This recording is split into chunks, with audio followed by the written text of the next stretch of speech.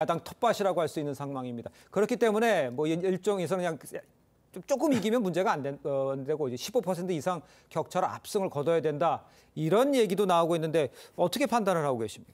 근데 과거 선거의 데이터를 보면 강서구가 야당의 텃밭이다라는 것은 좀 사실은 아니에요. 그렇습니까? 예, 왜냐하면 예. 지난 20년 총선에서는 그때 예. 코로나 대응을 잘해서 우리 민주당 후보들이 다 당선된 건 사실인데요. 예. 그 앞에 있었던 그 총선에서는 김성태 국민의힘 후보가 당선되기도 했고 국회의원 경우. 예, 또 예. 21년도에 서울시장 보궐선거에서도 당시 오세훈 시장이 11포인트 차이로 이겼거든요. 예. 그리고 22년도에 있었던 지방선거에도 뭐 아시겠지만 김태우 후보가 당선된 곳이기도 해서 그때그때의 선거 상황이나 구도에 따라서 결과들이 이렇게 나온 곳이다라고 좀 보는 게 정확하고요. 예. 이번 선거는 뭐 다들 아시겠지만 그 보궐선거를 유발시킨 당사자가 출마를 했고 그 출마가 가능하게 된 것은 윤석열 대통령이 사면을 했고 여당에서 공천을 했기 때문에 자연스럽게 민주당과 또는 그 강서 구민들의 입장에서는 이것이 그 정권 심판론으로 받아들일 수밖에 없는 선거가 되었고 예. 또 여야가 총력전을 펼치고 있어서 전국 선거처럼 아주 관심이 뜨거워진 그런 상황이 되었거든요.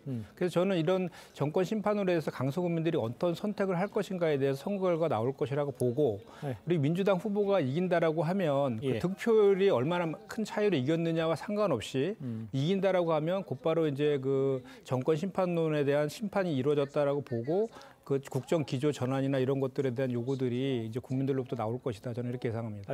말씀을 좀 해주셔야 될 것 같아요. 일단은 공약이란 것은 이제 국민과 유권자들과 약속인데 예. 그것을 실제로 이제 실현하기 위해서는 뭐 정부라든지 또는 주변의 지자체들과의 협의라든지 또는 조정 같은 과정들이 이루어질 거고 그것이 가능해야지 이제 공약이 실현되는 거지 않았습니까? 예. 그래서 예. 이게 이 공약에 대해서 그 김포공항 이전과 관련된 공약은 그 개항을 당대표 이전의 개항을 그 총선의 보궐선거 때의 공약이고 예. 지금 이 진교훈 후보가 고도 제한 완화하겠다는 것은 현재 김포공항이 지금 강서구에 있기 때문에 그걸 네네. 전제로 산 공약이기 때문에 예. 서로 배치되거나 뭐 모순된다라고 그렇게 생각하지는 않고요. 그것에 예. 큰 의미를 부여할 것은 아니다라고 저는 생각합니다. 왜냐하면 모든 예. 공약들이 다 100% 이행되는 것은 아니기 때문에 그렇습니다. 그렇지만 투표 상황 이런 것들은 어떻게 평가를 하십니까? 그러니까 이번 선거가 우리가 누누이 이제 지적했지만 예. 전국 선거처럼 이제 커졌어요, 판이. 그래서 국민의힘과 민주당에서 전당 총력 지원 태세를 지금 갖추고 있는 선거라서 예. 물론 이제 소수 정당으로서 각 정당이 이제 추구하는 이제 그 가치나 뭐 공약들이 있을 건데 그 선명성을 부각하기 위해서 노력하겠지만 예. 이 선거가 워낙 지금 양당 체계로 지금 과열되고 경쟁이 심하기 때문에 예. 그 소수 정당에 있는 표들이 양당으로 흡수될 가능성이 높아서 이번 그 보궐선거 결과에는 큰 영향을 미치지 않을 거라고 생각합니다. 민주당에서 어떤 점을 한 장관한테 좀 집중할 거라고 예상을 하십니까? 뭐가 좀 문제입니까? 예, 일단은 이 국정감사가 한 해 동안의 국정 전반에 대해서 감사하고 대안을 제시하는 자리잖아요. 그렇습니다. 그래서 저는 우리가 그전에 늘상 우리 야당과 한동훈 장관 간의 그런 정쟁하는 모습 예. 그런 것보다는 법무부 업무 전반에 대한 개선하는 그런 장이 되어야 된다고 생각하고 예. 그래서 민주당도 그거에 대한 그 자료 준비라든지 이런 준비들을 잘 해야 될 것 같고 예. 한동훈 장관 같은 경우에도 기존처럼 그렇게 도발적이거나 감정적인 표현보다는 예. 법무부 장관으로서 이렇게 법무부의 업무를 어떻게 개선할 것인가에 대해서 좀 정치적 중립성을 하는 그런 태도를 가지고 좀 대응했으면 좋겠다라는 말씀을 먼저 드리고 예. 자연스럽게 이제 이번 법무부 국감에서는 이번에 영장 기각과 관련돼서 예. 이 검찰의 그 과도한 수사, 관행 이런 것들 그리고 피의 사실 공표라든지 또는 과도한 인신 구속을 통한 수사, 관행 이런 것들에 대한 지적들이 좀 있을 것 같고요. 예. 그 외에도 뭐 그 대법원의 판결이 받은 그 특활비와 관련돼서 아직 뭐 시발된 영수증을 제출한다든지 아직 자료를 폐기했다든지 이런 각종 의혹들이 있거든요.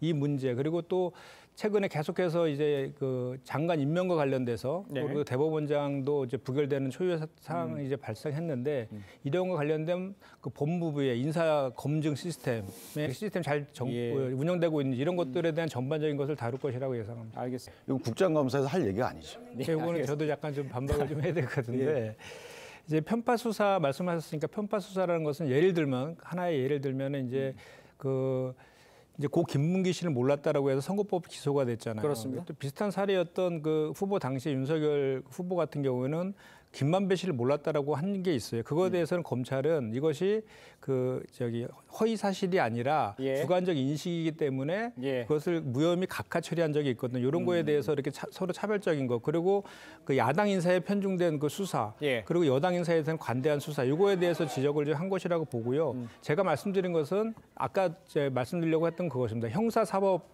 그 연구원의 그 통계에 의하면은 2015년도부터 6년 동안 구속 기소돼 가지고 무죄 받은 사람들이 905명이라고 합니다. 그래서 예. 이런 구속 기소에 대한 오남용에 대해서 지적을 좀 하고 있고요. 네네. 특수부 수사를 받다가 10년 동안 사망한 사람이 100명에 달한다고 하고 있거든요. 네. 그리고 이제 구속 수사에 대해서 구속 영장 신청을 했을 때 이게 받아들이는 확률이 82.2%랍니다. 그래서 며칠 전에 한동훈 장관도 그런 얘기를 했잖아요. 판사 한 명이 하루 동안에 수만 페이지의 자료를 보고 제대로 된 판단을 하는 것이 사실 현실적으로 쉽지는 않다, 이런 지적들을 하고 있지 않습니까? 예. 그런 거에 대한 인신 구속을 통한 기소 간행, 이런 것들에 대한 기본적인 그 문제점들에 대해서는 개선할 필요가 분명히 있는 것이죠. 알겠습니다. 민주당 법무부 인사정보관리단 능력이 없거나 쓸모가 없다, 이게 매섭게 비판을 했습니다. 그렇다면 결국 책임이 이것도 한동훈 장관이 있다, 이렇게 보시는 건가요?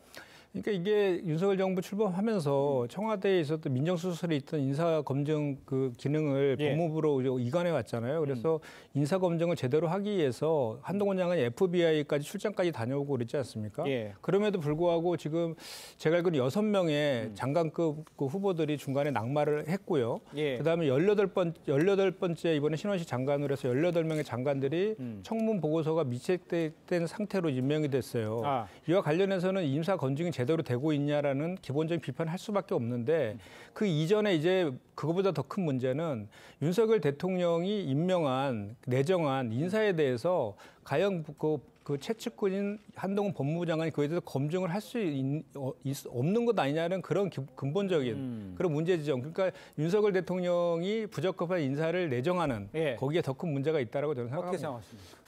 근데 민주당이 굳이 국감 이후 탄핵을 결정하겠다, 이렇게 글쎄요, 이렇게 올려놓고 보고 있다, 이런 표현을 쓰는데 어떻게 보십니까? 이거 왜 이렇게 하는 거예요? 일단 민주당이 그렇게 제안하는 것의 가장 큰 그 파면을 지금 요구하고 있잖아요. 네. 그거에 대해 가장 큰 이유는 윤석열 대통령이 국정기조를 좀 바꿔달라는데 방점이 있는 것이고, 예. 지금 원래 이게 탄핵을 추진하려면 본회의가 열려야 되잖아요. 그러니까 10월 중에는 이제 본회의가 없는 것이고, 예. 또 10월 27일까지 국정감사가 진행 중에 있지 않습니까? 그래서 국정감사에 집중하겠다는 그런 의도도 있고, 그 중간에 그 사이에 이제 이것이 헌법과 법률에 위반되는지 여부에 대해서 예. 내부적으로 좀 검토도 하고 이렇게 하려고 하는 것 같고요. 예. 그러니까 중요한 것은 그런 것 같습니다. 이게 헌법, 그러니까 공무원의 정치적 중립 의무라든지 또 시행령을 통한 검수 그 예. 원복, 이거 예. 관련된 그 헌법과 법률의 위반 여부에 대해서는 사실 해석의 여지이기 때문에 예. 그것이 해당한다 안 한다 이거에 대해서 판단하기 이전에 지금 이거 한동훈 장관이 그동안 해왔던 그 행태들에 대한 국정 기조의 변화, 이것이 방점이 찍혀 있다고 보고, 예. 한동훈 장관도 그 사이에 많은 고민들을 좀 했으면 좋겠다라는 생각을 합니다.